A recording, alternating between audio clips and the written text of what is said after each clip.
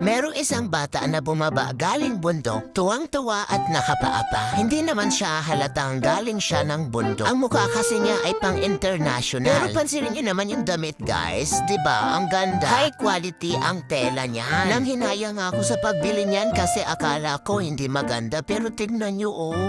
Makapal yung tela niya, mukhang original. Hindi rin mainit sa balat, talagang as in cotton siya.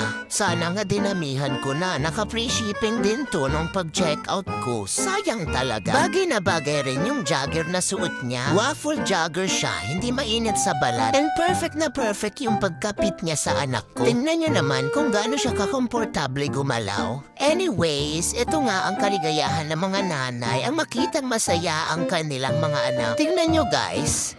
Sa dami ng mga bata walang nakapa, talagang siya lang yung mag-isang nakapa. Hinubad niya talaga kasi di daw siya komportable. Hinayaan ko na lang para ma-enjoy niya ng todo.